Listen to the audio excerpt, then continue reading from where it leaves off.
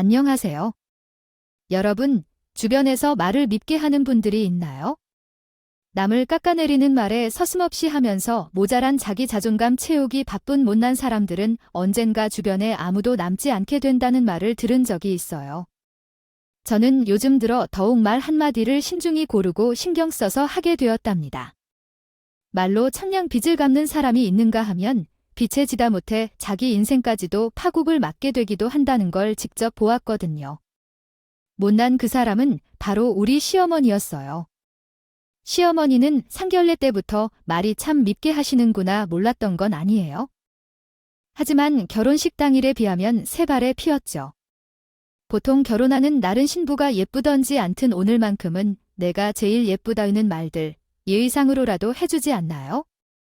저희 시어머니께서는 예의라고는 전혀 모르는 분이셨어요. 어머, 내가 사진만 보고 결혼식장에 들어갔다가 못 찾겠다 싶더라. 사진에서 너 완전히 딴 사람이던데 포토샵을 얼마나 잘한 거야? 사진 보고 나서 내 얼굴 보니까 생각했던 것보다 훨씬 더 크구나. 혹시 누구 닮았다는 이야기 못 들어봤어? 옛날 개그맨 중에 이런 늪지대한 느낌이 있는데, 아우, 그 이름이 뭐였지? 정말 닮았는데? 내가 눈썰미가 좋아서 사람 만나면 닮은 꼴 잘 찾아내거든. 상견례 때부터 기억이 날랑말랑하네. 가장 많은 축하와 칭찬을 들어도 모자란 결혼식 날에 시어머니의 막말에 저는 귀까지 빨개져 당황스러운가 수치심이 들었어요. 자기 단에는 농담이랍시고 하는 건지 아니면 정말 무례함이란 걸 모르고 생각나는 대로 내뱉는 사람인 건지 도무지 파악이 되질 않았죠. 그뿐이 아니에요. 결혼 이후 시어머니가 통화하시는 걸 듣고 있으면 누구를 그렇게 욕하는 건지 몰라도 온갖 조롱과 인신공격까지 도가 지나치다 싶을 정도였죠. 험담도 그렇게 하루가 멀다 하고 가되셨어요. 그런 모습 보고 있으면 사람이 당연히 생각이 든다고 해요. 내가 없는 자리에서는 대체 초를 뭐라고 부르고 계실까? 친구들과 무슨 욕을 하실까? 조마조마 느낌까지 들었죠. 차라리 제가 모르게 욕하시길 바랐어요. 시어머니는 주로 친구들의 외모를 가지고 까내리며 멋대로 별명을 붙이셨어요. 여보세요. 어머, 누굴 봐? 극한자, 땅딸이 말하는 거야? 그래, 우리 같은 반이었던 그 피부 고운 보인 남자의 감자. 재혼한 여자는 알아. 어머나, 넌 모르냐? 그 여자 얼굴도 본 적 없겠네, 세상에. 감자 유번에 채혼했잖아. 아, 웬 호떡이랑 결혼했더라. 호떡 그래 얼굴 완전히 돼 가지고 보름달 같더라니까. 보름달은 비디라도 나지? 아, 그 나이 먹고 재혼을 했더라니까. 그래 뭐, 너도 재혼 생각이 있다고? 야야, 너는 내가 지금 생각해보니까 황비홍이마다 너 행여나 결혼한다 해도 머리는 무조건 이마 덮어라. 다른 신부들 죄다 올린 머리 한다고 해도 아, 너는 절대 안 되겠어. 앞머리 내려라. 응가, 이으모, 장난 가지고 화내고 그러니 내가 틀린 말했어. 어머머, 웃기네. 친구들과 다른 사람 욕만 하는 것도 아니고 함께 통화 중인 친구분에게까지 선 넘는 말을 하다가 다투시는 듯한 장면도 종종 목격했어요. 하지만 결국은 유유상종, 끼리끼리 논다는 어머님이 다른 사람 욕을 하면 신나서 같이 깔깔대며 웃으시던 분들이라 금사에 다시 친하게 지내시더군요. 다행히 이렇게나 무례한 시어머니의 행동을 바로 잡아주는 사람이 한 명도 없던 건 아니에요. 물론 많지도 않았지만 어쨌든 딱 한 명 아주 가까운 사람이 있었죠. 바로 시아버님이셨어요. 저도 결혼 초 걱정이 많이 돼요. 시아버님께 이미 솔직하게 말씀드리며 고민을 나눈 적이 있었답니다. 오죽하면 그랬을까요? 아버님, 솔직하게 말씀드리면 제가 어머님과 대화하는 일이 조금 힘들어요. 아시다시피 말씀이 가끔가다 지나치실 때가 있으셔서 상처도 많이 받고요. 이대로 결혼해서 잘 지낼 수 있을까 걱정이 되다 보니 자꾸만 거리를 두게 되는 것 같아요. 아버님께서는 제 마음 다 이해한다는 듯 고개를 끄덕이며 저를 다독이셨어요. 아니, 나도 안다. 그 부분은 나도 참 부끄럽게 생각해가니 저 버릇을 20년 넘게 고치라고 아무리 뭐라 해도 듣지를 않아. 사람 고쳤을 수 없다지만 저 요망한 주둥이를 아무리 막아도 안에서 새는 바가지. 박에서도 된다고. 아유, 어쩔 수가 없다 생각하고 산 세월이 벌써 이렇게나 되었구나. 내가 걱정하는 부분 내가 다 안다. 앞으로는 9시 만날 일은 없게 하마. 약속 있거든. 아니, 내가 먼저 연락해서 알려줄 테니. 저 인간이 나한테 말도 없이 연락하거나 너희 신혼집 들이닥치면 없는 척을 해도 되고 연락도 받지 말고 넘겨버려라. 저는 아버님께서 말만이라도 그렇게 해주신 게 너무 감사했어요. 아버님 없이는 만나는 일도 없게 중간에서 힘써주신다 하니 안심도 되었지요. 남편과도 이 일을 이야기하고 남편 역시 시아버지와 같은 입장에 서서 저를 보호해주기 위해 많이 노력해 주었답니다. 며칠 뒤 시아버님께서 온 가족이 모인 자리에서 대놓고 말씀해 주시더군요. 앞으로 가족들 모일 일 있으면 아이 무조건 다 같이 모일 거야. 당신 혼자서 며느리 만나러 가는 건 절대 안 돼. 무조건 나랑 상의하고 며느리한테는 미리 물어보고 괜찮다고 하면 그때 약속 잡아서 온 가족이 다 같이 모일 거야. 이래도 순서가 있는 법이니까. 아니 날짜도 웬만하면 내가 정할 거야. 이상 더 말 말아다들 그래요. 저희는 아버지 말씀에 따를게요. 저도 그게 좋을 것 같아요. 남편도 기다렸다는 듯 시아버님 편을 들었고 어머니만 혼자 입술이 대빨라오셔서 마지못해 달겠다 하셨어요. 이제 우리 아들은 우리 아들이 아니야? 우리 자식이기 전에 며느리와 부부 사이이고 지역이도 엄연히 한 가정을 잃은 가장이야. 더 이상 결혼 전처럼 아들 대하듯 자유롭게 들락날락하고 그러서는 안 되니까. 당신도 내 말 새겨듣고 사회에 나가면 어디를 가든 못된 사람 한 명쯤은 꼭 있다고 하잖아요.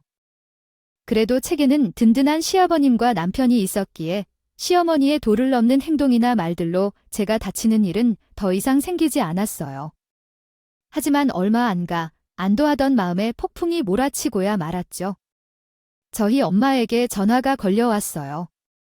한별아, 글쎄, 오늘 사돈이 연락이 와서 한다는 말이 무슨 모임을 소개해주고 싶다던데. 나보고 남편이랑 사별하고 혼자서 적적하지 않느냐면서 먼저 연락이 오더라니까 챙겨주려고 하는 모양이야. 너무 고맙더라. 그래서 나가볼까 하는데 너는 어떻게 생각해?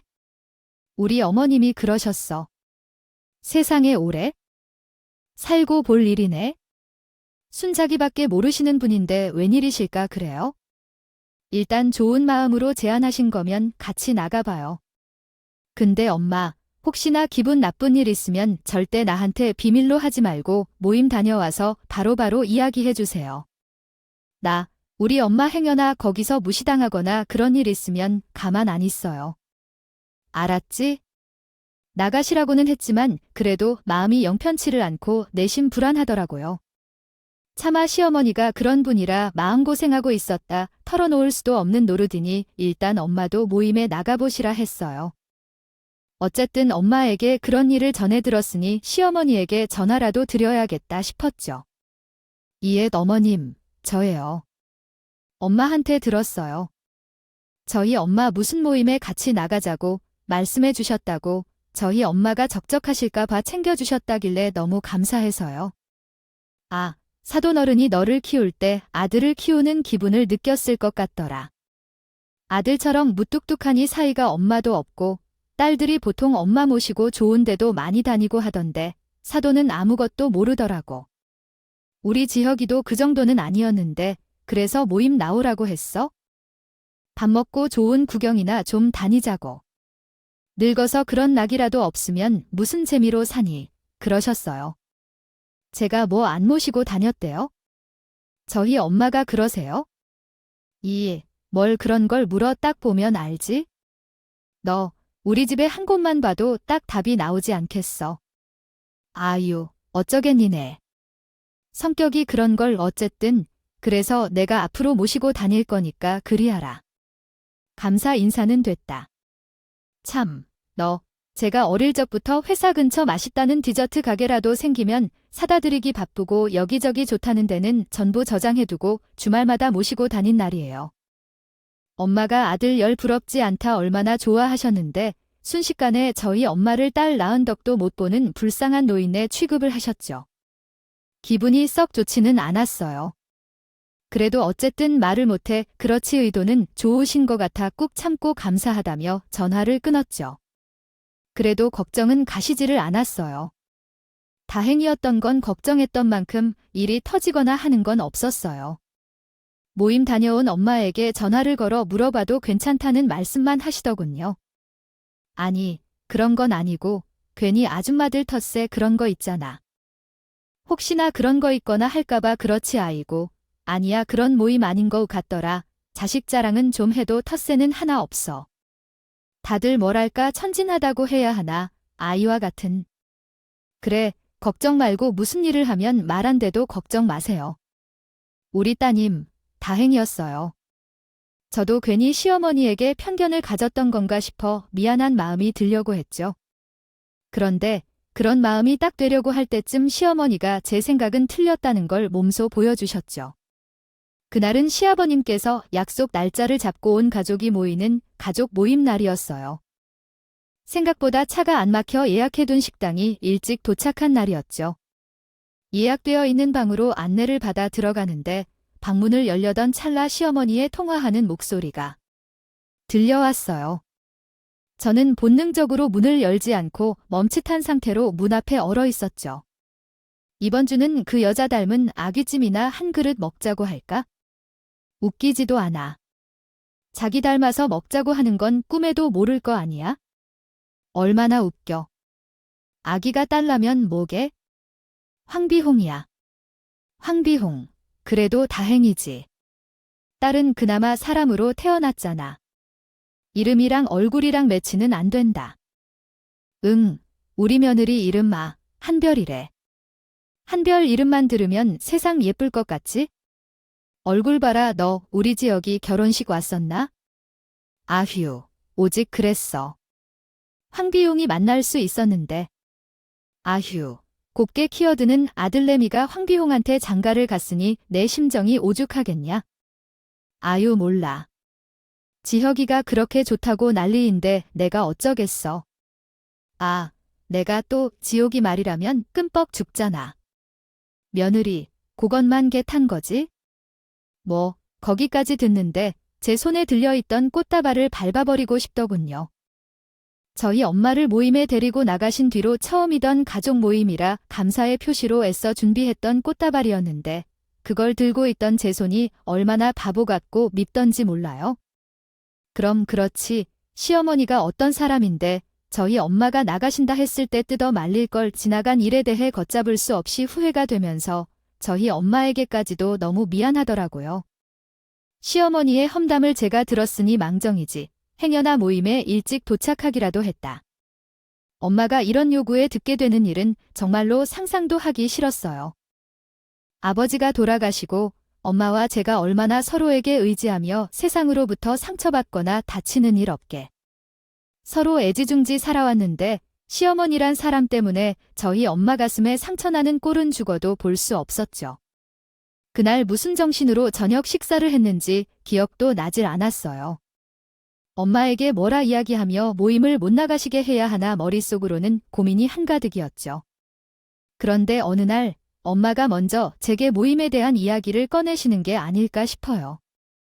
아무래도 그 모임이 조금 이상한 것 같아 엄마가 이걸 알아버린 이상 사도 어르신께 말은 해줘야 할 것 같은데. 아휴, 심장 떨려 안 나오는데 그냥 좋은 데 가서 맛있는 밥 먹고 노는 모임인 줄로만 알았거든. 그런데 그게 아니야. 큰 돈이 왔다 갔다 하는 모임이더라. 너희 시어머니 사돈어른 사업 자금으로 주식을 하는 것 같아. 그게 무슨 말이야?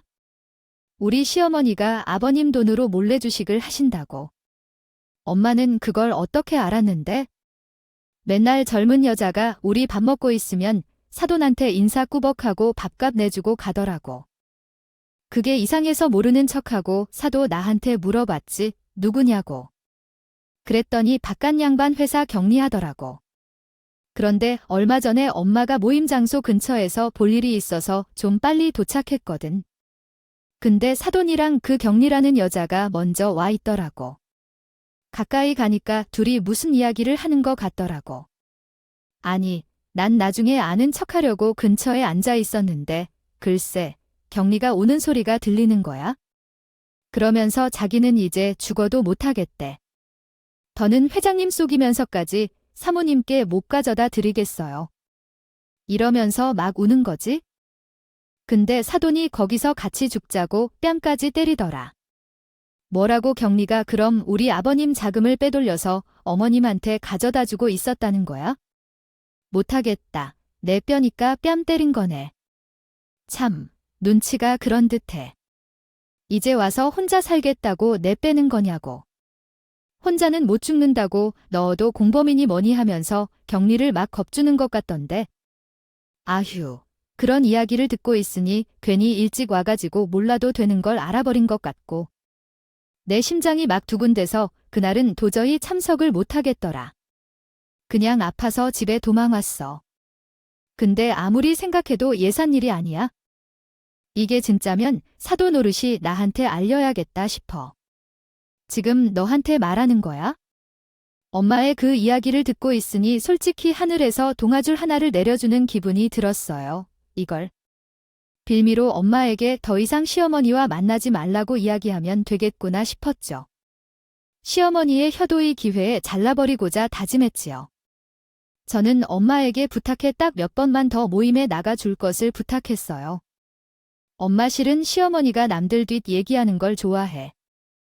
이번 기회에 시어머니 훈추를 한번 내주고 싶은데 엄마가 죽으면 도와주면 안 될까? 시아버님한테 당연히 이야기도 해야 하는데 어머님의 못된 험담 습관도 같이 엮어서 버릇을 고쳐놓고 싶거든. 너 엄마 모임 나갈 때 걱정했던 게 그거지?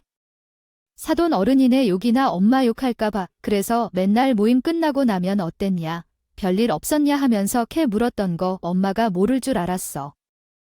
어머, 어떻게 그걸 벌써 알고 있어요? 혹시 나한테 말 안 한 무슨 일이 있었던 거야? 무슨 일이 있기는 모임 나가면 사도 어른이 얌전하게 밥만 드시고 요조숙녀처럼 노셨는 줄 알아. 안에서 새는 바가지, 밖에서도 샌다고. 그 모임에서도 자기 친구들 험담을 얼마나 늘어놓으셨는데 당연히 생각하지나 없는 데서는 내 욕도 할 사람이구나. 아니, 내 딸 험담도 지식 콜콜 늘여놓았겠구나. 너 엄마 속상할까 봐 말 안 한 거 다 알아? 난 그런 줄도 모르고 엄마한테는 비밀로 하고 싶어서 그랬지? 엄마가 그래도 모임 나가서 즐거워하시는 것 같아서 차마 말도 못하고 짐작은 하고 있었지만 그래도 우리 딸한테 그런 상처 준 여자아이 절대로 용서 못하지. 돈이 꽤 큰 것 같던데 사도 어른도. 피해가 클까 너무 걱정이다. 엄마가 뭐 해주면 돼? 증거라도 잡아줄까? 엄마는 저보다 더 적극적으로 시어머니가 아버님 몰래 벌인 짓을 밝혀내기 위해 협조해 주셨어요. 엄마, 근데 시어머니가 엄마 험담도 하던데 모임 계속 나가줘도 괜찮겠어? 정상적인 사람이라면 그렇게 남 험담 입에 달고 사는 시어머니 말 진심으로 듣는 사람 없을 거야. 원래 제 허물 많은 사람이 자기 허물 덮으려고 남 허물 들춰내는 법이거든. 엄마는 엄마보다 못난 사람이 하는 말 신경 안 쓴다. 그러니까 너도 사돈이 철없이 내뱉는 의미 없는 험담에 상처받지 마라. 엄마는 괜찮으니까. 그런 유약한 마음으로는 남편 없이 혼자 못 키운답니다. 어떻게 하면 돼? 알려줘, 엄마. 엄마, 정말 고마워. 엄마 덕분에 나 너무 든든하다. 그럼 일단 녹음을 해서 증거를 잡아두자. 핸드폰은 너무 크니까 내가 시계처럼 생긴 녹음기 하나 사서 보내드릴게요. 어차피 엄마는 아무것도 모른다고 생각해서 시어머니는 아무런 의심도 안 하고 슬슬 다 이야기하실 거야. 하나도 빠짐없이 녹음했어. 그냥 나한테 주기만 하면 돼. 잘 부탁해. 엄마는 걱정 말라며 오히려 저를 다독이셨어요. 조롱과 비난밖에 모르는 시어머니 입에서 곧 어떤 말이 나올지 떨려하며 시간을 보내다 보니 어느새 엄마의 칠순이 다가왔죠. 결혼 후에 처음 생기는 경조사이다 보니 더 잘해드리고 싶은 마음이 컸어요. 고맙게도 남편이 먼저 저희 엄마의 칠순 이야기를 꺼내주시더라고요. 당신, 곧 장모님 생신이지. 이번이 칠순이라고 하지 않았어. 준비는 잘하고 있어? 나는 뭐 해주면 될까? 아니야, 아빠가 어디서 할 생각이냐고 물으시길래 호텔이라고 말했더니 거기보다 더 좋은 데서 하라고 하더라. 거기 호텔 말고 우리 아빠가 아시는 주방장님이 호텔 셰프를 계시다고 하면서 전화해 주실 수 있대. 바로 전화해서 예약 잡아주시겠다고 하던데 어떻게 생각해? 어머, 정말 아버님이 그 호텔 주방장님이랑 친분이 있으셨구나. 정말 대단하시다. 근데 그게 정말 가능하시대? 가능하면 나야 너무 감사하지.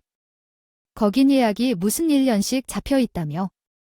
그렇지 않아도 이 호텔, 저 호텔 알아보다가 거기도 알아봤었는데 이미 예약 마감이라길래 포기했거든. 역시 아버님이 맥집원에 그럼 한 번만 부탁드려도 될까? 괜히 엄마한테 시집 잘 갔다고 보여드리고 싶네. 엄마도 그럼 안심하실 테고 당연하지. 그래요. 나도 그날 어깨 쫙 펴고 인사드릴 수 있지?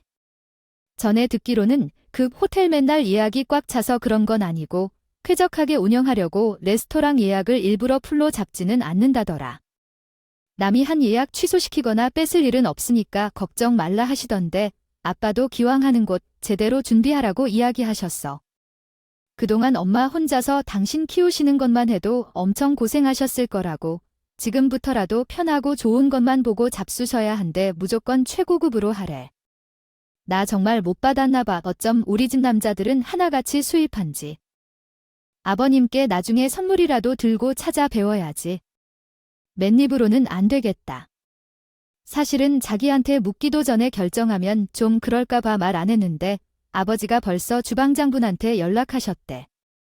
행여 장모님이 싫다고 하실 수도 있으니까 당신한테 물어보고 좋다고 하면 아버지가 문자 한 통만 넣어 달라셨어. 잠깐 있어봐. 아버지한테 지금 바로. 문자 하나 넣을게. 딸인 저보다 더 신이 나서는 아버님께 연락하러 가는 남편 모습을 보고 있으니 정말 시어머니 하나만 빼면 완벽한 시댁이구나 싶었어요. 남편이 사람 잘 챙기고 배려심 깊고 다정한 게 아마도 아버님을 빼다 박은 모양이구나 했죠. 묵묵하게 남편을 통해 저를 도와주신 아버님의 뜻에도 너무 감사해. 도대체 어떻게 이 감사한 마음을 표현해야 하는지 고민이 깊어졌습니다. 그런데 뒤늦게 이 일을 알게 된 시어머니께서 거의 발작을 하다시피 하며 뒤로 넘어가려 했다고 하더군요. 너네 시아버지 통해서 호텔 예약했니 없이 자라 그러니 어떻게 시어미 나한테는 말 한마디 상의도 없이 몰래 뒷구멍으로 손을 써 언감생신도 유분수지 궁상이 무식이 철철 흐르는 이 엄마. 부끄러워도 달고 다니면서 좋은 건 먹이는 걸로 만족 못하셨다니. 그걸로 부족하시되 무슨 호텔은 호텔이야. 칠순이 뭐 그리 대단한 잔치라고. 어머님 말씀 참 서운하게 하시네요. 제가 먼저 부탁드린 거 아니에요? 이미 다른 곳 알아보고 있었고요. 아버님께서 먼저 말씀 꺼내 챙겨주시기에 감사한 마음으로 받아들인 건데 궁상이 무식이라니요. 지금 저희 엄마 욕까지 하시는 거예요? 어머님도 마찬가지세요. 저희 엄마 모임에 데리고 나가 달라 부탁드린 적도 없는데 이런 식으로 말씀하시면 안 되죠. 과하면 과부답게 조용히 보낼 것이지. 홀로 아는 잔치 모차랑이라고. 남편 죽고 혼자 남아서 성대 앉지 않지 않은 게 자랑이냐? 응, 자랑이야. 어머니 말은 바로 하세요. 사별이 죄인가요? 어머니 아버님도 한날 한실. 가신다는 보장 없어요? 그리고 뭐가 그리 화가 나시는 거예요? 제가 아버님 돈이라도 빌렸으나요? 아버님 인맥만 빌려주신 거지? 어머님 칠순 들어가는 돈은 전부 제가 처리해요. 어디서 궁상이라고 그러던 새해 시까지 아버지까지 도착하시자 시어머니는 말이 아니라 정말로 목덜미까지 친히 부여잡고 의자에 드러눕다시피 하셨어요. 하지만 시어머니가 뭘 모르셔도 한참 몰랐죠. 제가 본인의 어떤 치부를 알고 있는지 말이에요. 어머님이 소란스럽게 하시며 이를 키우면 키울수록 저는 되려 더 잘 되었구나 싶었어요. 그리고 어머니 말은 바로 하시죠. 저희 엄마 좋은 것보다 같이 먹고 즐기실 생각으로 부르신 거 아니잖아요? 웃음거리로 쓰시려고 부르신 거잖아요. 뒤에서 하시는 말, 제가 모를 줄 아세요? 저도 오늘부터 늙은 꼴뚜기라고 불러도 되나요? 저희?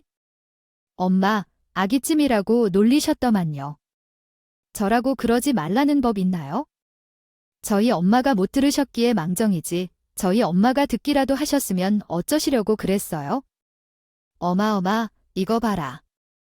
당신, 빨리 와서 얘 하는 말 좀 들어봐. 내가 분통이 터져서 나더러 꼴뚜기래. 이게 그 가부한테 신경 써줄 필요 없다니까.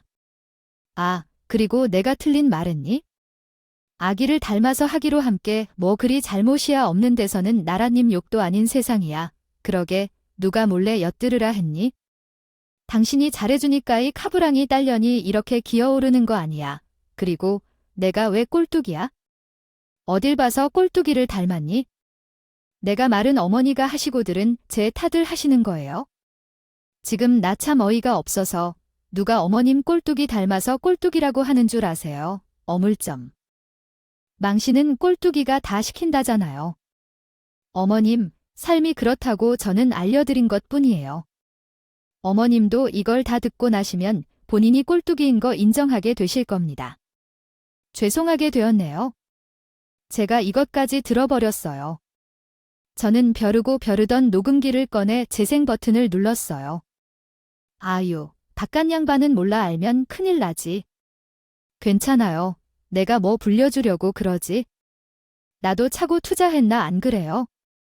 꽁꽁 돈 감춰놓고 모아둘 생각만 하지 뚫릴 생각을 통하네. 그러니 이렇게라도 몰래 가져다 불려보려고 내가 애쓰는 거 아니겠어요.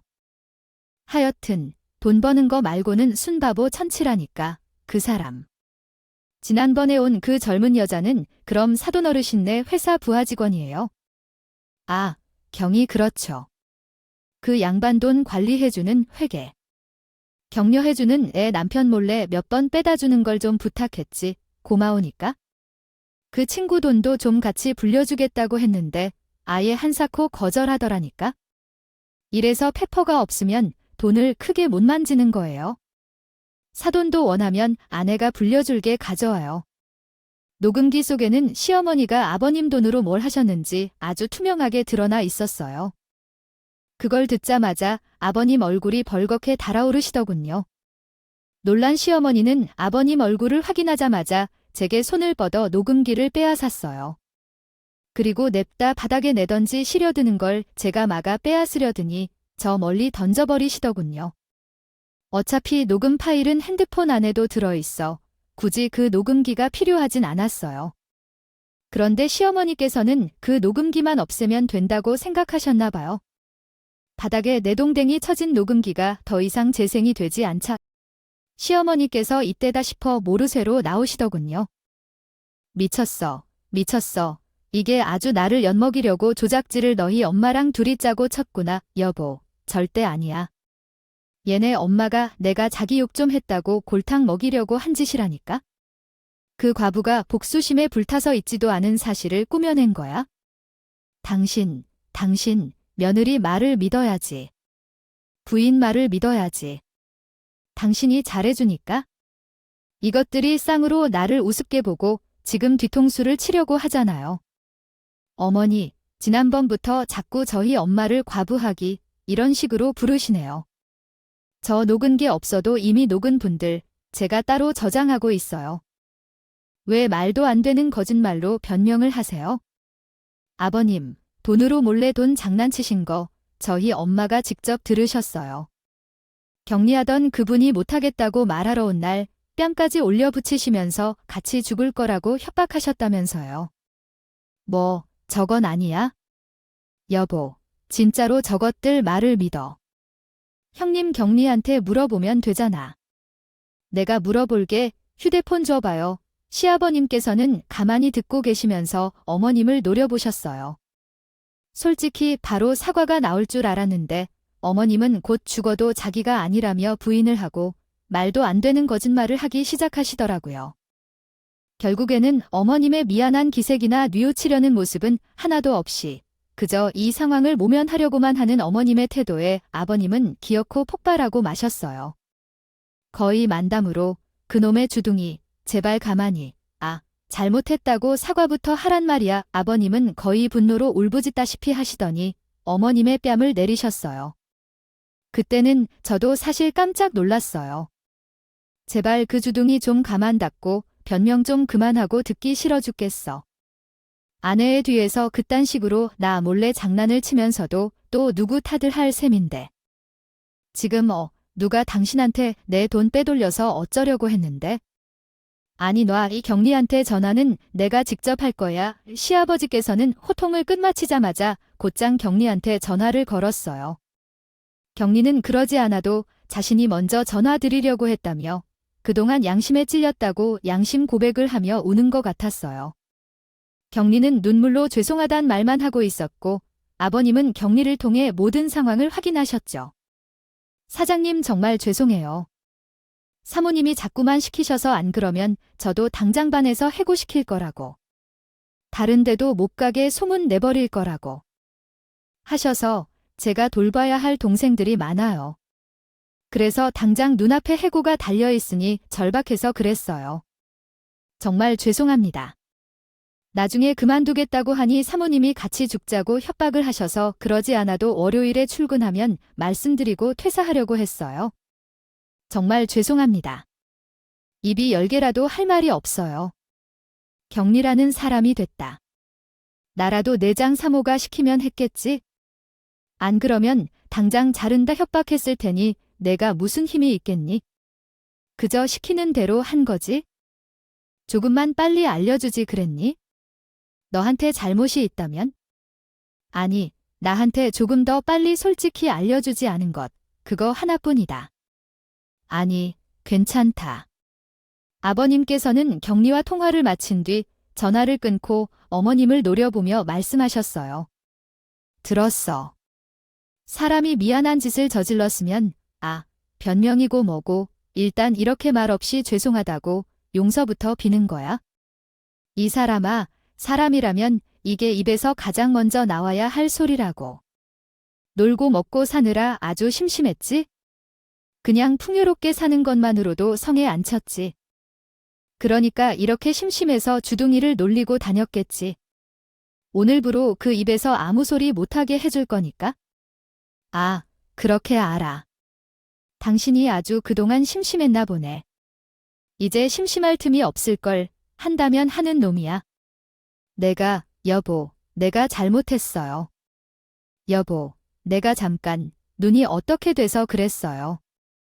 좋은 정보가 있다고 하니까 내가 당신 돈 빌려주려고 그런 거지. 내가 어떻게 할 생각 아니었어. 정말이야. 믿어줘요. 믿어주라니까. 내가 설명할게요. 내 말 좀 들어줘요. 이 며느리네 아버지한테 뭐라고 좀 해봐라. 그렇게까지 심각한 일 아니잖아. 아니네, 엄마도 다 알고 계셨어. 편리라니까 말 안 하신 거 아니겠니? 시어머니는 제정신이 아닌 듯 했어요. 별일이 아닌 줄 알았으면 녹음했을 리가 없는데 말이에요. 시아버지 손을 부여잡고 매달리다시피 하며 잘못했다 싹싹 비시는데 아버님께서는 미동도 없으시더라고요. 그런 아버님을 보자 안 되겠다 싶었는지 타기들 저로 돌려 편이라도 들어달라는 듯 사과하기 시작하셨어요. 이해해. 내가 내 엄마나 어디에서 욕한 거 미안해. 정말 미안하게 생각해. 그래도 그렇지. 이를 이렇게까지 키워서 나를 내쫓아야 하니 속이 시원하겠니? 이건 아니야. 이건 내가 나서는 이렇게까지 이를 키울 게 아니라고. 내가 내 남편 하나밖에 없는 엄마야. 내가 이렇게 남편한테 내쳐지는 꼴을 봐야니 속이 시원하겠니? 우리 아들이 이 사실을 알면 너라고 무사하겠어? 내가 남편이면 너 안 봐. 그러니까 내 생각해서. 아니다. 너희 부부를 생각해서라도 내 아버님 마음 좀 돌려봐라. 너 부탁이라면 들어주실 거 아니야? 내가 이제부터라도 너랑 너희 엄마한테 잘할게. 내가 그동안 못되게 그럼 미안해. 어머님, 이건 제 손을 이미 떠난 일이에요. 욕하셨던 거 이제 저한테는 아무 의미 없어요. 이제 어머니는 2번 다시 제 앞에서 남 욕하는 모습 보일 일 없으실 거예요. 보니까 이 집에서 더 사실 날도 없으실 것 같은데요. 아버님도 남편도 어머니가 남들한테 늘 그렇게 못되게 꾸시는 거 이미 알고 계세요. 제가 그동안 많이 상처받으면서도 꿋꿋이 며느리 노릇하느라 애쓴 것도 알고 계시고요. 제게는 이미 제 맘 알아주는 2사람이 있어서 저는 굳이 어머님을 위해 쓰고 싶지는 않네요. 아버님 마음은 혼자 돌리세요. 혼자 저뿐 아니라 저희 엄마까지 욕한 사람을 위해 뭔가 도와드리고 싶은 마음이 추호도 없어요. 말했지. 금방 내 입에서 할 소리는 딱 한마디뿐이라고. 당장 짐 싸서 나가. 여기에 당신 거라고는 아무것도 없으니까 하나 없는 데서 사도는 욕보이고 며느리 우습게 만들면서 즐거웠어. 그렇게 우리 집안 웃음거리로 만들면서 재미있었지. 나는 돈 벌어 올 줄밖에 모르는 바보 전치 남편 만들고 당장 필요한 짐 챙겨서 나가. 이렇게까지 일이 커질 줄은 몰랐는데 아버님은 정말로 머리 끝까지 화가 나신 것 같았어요. 저나 저희 어머니 욕한 건 둘째치고 한평생 가족을 위해 열심히 돈 벌어온 자기를 우스운 바보 만든 것. 자기도 모르게 자기 권력을 남용하면서 부하 직원에게 갑질하고 사업 자금을 횡령해 개인적인 일에 몰래 쓴 것에 대한 배신감이 엄청나셨다고 해요. 그날 이후 시아버지께서는 과감하게 이혼을 준비하셨어요. 나라고 저 여자 세치호에 상처 안 받았겠냐?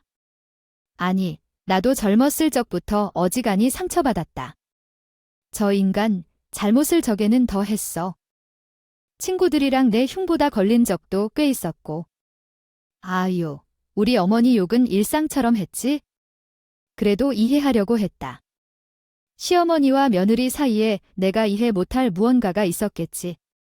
그리고 단 하나, 우리 지역이 한테는 잘했어. 그거 하나 보고 여태껏 살아왔는데 아직도 개벌은 나무 주고 여기저기 상처를 주고 있었어. 행여나 나는 우리 지혁이가 제 엄마 보고 배울까 늘 노우심 조사했다. 제발 아들내미 앞에서는 말 좀 조심하라는 일로 부부싸움도 꽤 잦았어. 이제 와서 하는 말이지만 나는 우리 할머니 좋았어. 아빠도 엄마가 나는 예뻐하시면서 할머니 욕 아빠 욕할 때마다 나는 어떻게 해야 할지 모르겠더라. 다 욕하시면서 나한테는 나밖에 없다. 너는 나 배신 안 할 거지 막 이러시니까 어린 나이에도 혼란스러웠어. 내가 할머니, 아버지한테 그냥 도리를 할 뿐인데도 엄마 눈치가 보이고 그러더라고요. 그나마 내가 좀 나이 들고 나서는 엄마한테 너무 그러지 마시라. 욕하지 마시라. 마음 곱게 쓰시라고 말은 했는데 드는 척만 하시더라. 그래서 난 당신한테도 미안해. 나 때문에 그동안 참고 사신 아버지한테도 죄송하고요. 일평생 그렇게 자랐는데 그게 고쳐질 리가 없지? 사람이 더 무서운 줄 모르고 잘 알아보지도 않고 냅다 투자한다고 돈은 가져가는 바람에 좋은 애도 막대해. 예상보다 훨씬 더 피해가 크다. 내가 정말이지 회사 직원들한테도 면목이 없어. 사장이라는 사람이 안에 간수도 잘못하고 뒤통수 맞아 회사도 낼 이렇게 날렸으니. 사돈 어르신께 은혜를 입었던 애가 한별아 언제 한번 사돈 모시고 밥 한 끼 하자. 일단 내 이혼부터 잘 처리하고 넌 아버지가 이혼하신다 해도 말릴 생각 없어요. 나도 다 컸고 아버지 그동안 나 때문에 참고 살아온 세월이 있으신데 더 참고 사시라 할 생각도 없고요. 엄마, 저한테는 잘해주셨지만 감정적으로 힘든 것도 많았고 무엇보다 장모님이랑 여보, 당신 볼 낯이 없어. 내가 아버님께서는 그렇게 이혼을 강행하셨고 시어머니를 단칼에 손절해 버리셨어요. 그리고 덕분에 큰일이 날 뻔한 사실을 알았다며 저희 엄마에게는 고마움의 표시로 식사도 대접하시며 감사 인사를 전하셨죠. 혼자 된 늙은이 돌보느라고 하니 너희가 이리저리 고생이 많았다. 조만간 내가 이 집 전부 처분하고 새로 알아봐서 이사하려고 해. 하나는 너희 부부집, 하나는 나 혼자 살 집, 하나는 사돈흘은 즉이 근처에 가깝게 얻을 생각인데 어떠냐? 아버님, 갑자기 왠지 비해요. 저희는 괜찮아요. 그런 데는 딱히 욕심도 없고요. 당신, 그렇지. 며느리, 너는 혼자 된 엄마 신경 쓰느라 왔다 갔다. 왕복 3시간씩 올리자니 지혁이도 이제 아비 혼자라 마음 쓸 텐데 우리가 마음 쓰지 않아도 너희가 그럴 애들도 아니고 이때까지 혼자 들었는데 이제는 단란하게 가까이 모여 살면 좋지 않을까? 요즘은 사이좋은 사람들끼리 모여 사는 것도 유행이라던데 난 괜찮으니까 사돈 어른께 말씀드려서 그 매물 좀 보러 다녀라. 너희 부부집도 새로 고르고 아버님께서는 이혼 후 혼자가 되셨는데 오히려 홀가분해 보이셨어요. 저희 엄마에게도 이 사실을 전하니 무척이나 고마워하셨죠. 그러면서도 집까지는 너무 조심스럽다 망설이시더라고요. 그렇다 보니 각자 집 한 채는 과하다는 의견이 뭐하죠? 마당 하나를 두고 2층짜리 주택 하나와 맞은편 주택 하나 이렇게 사는 일로 되어가고 있어요. 1층은 아버님, 2층은 저희 엄마, 맞은편에는 저희 부부 이렇게요. 상상만 해봤는데요. 실제로 그렇게 웃음도순 모여 살 생각을 하니 너무 좋더라고요. 한 가족이 가까이에서 모여 사는 꿈이 곧 이루어질 것 같아 설레는 마음이에요. 참 건너 듣다 보니 이전 시어머니는 그래도 아버님이 최소한의 위자료는 챙겨주신 것 같았어요. 다만 모임에서도 잘 알지도 못하던 투자로 친구들의 돈을 날리고 이혼까지 당했다는 소식이 돌며 어머님 주변에 남아있던 사람들은 전부 떠난 모양이에요. 그럴만도 했어요. 다들 자기 험담하는 어머님 곁에 남아있었던 건 모임을 주도하며 늘 돈 쓰는 사람이 어머님이었기 때문이 모양이더라고요. 어머님을 지갑 정도로 보았던 거죠. 그런 거 보면 사람 사이에 최소한의 예의도 지키지 않고 살아가는 사람 곁에는 진심으로 대하는 사람은 없다는 말이 맞나 봐요. 더는 험담할 사람도 남아있지 않고 험담을 들어줄 사람도 남지 않자 시골로 내려갈 모양인가 보더군요. 또 모르죠. 거기에서 새로운 인간관계를 만들어 여전히 남 험담이나 하고 계실지. 하지만 중요한 사실은 어머니가 늘 남 험담만 하는 삶을 사시다가 죽을 때까지 곁에 진심으로 마음을 터놓고 살아갈 사람은 하나도 남지 않을 거란 거예요. 남 험담을 달고 사는 사람의 말로가 어떤지 눈앞에서 똑똑히 보고 나니 혀가 얼마나 무섭고 무거운지 잘 알겠더라고요. 그래서 저는 더더욱 말의 무게를 실감하는 중입니다. 요즘 저희 부부는 집 꾸미는 재미에 푹 빠져 있는 중이에요. 저희 엄마 집, 아버님 집, 저희 부부 집까지 주말이면 가구도 보러 다니고 넷이 단란하게 시간을 보내는데 누구 하나 욕할 사람도 없고 책 잡힐까 걱정할 일도 없으니 마음이 그렇게 편안할 수가 없네요. 예전 같으면 행여나 뭐 하나 잘못 걸려 시어머니가 보고 친구들한테 떠벌리진 않으실까, 뭐라고 욕하실까 상상하면서 괴로웠거든요. 확실히 집안의 알터니가 하나 빠지고 나니 정신건강까지 이루어진 요즘입니다. 여러분도 언제나 말조심말로 천냥 빚을 짓지 마시고 현명한 삶을 살아가시길 빌게요. 제 이야기 들어주셔서 감사합니다.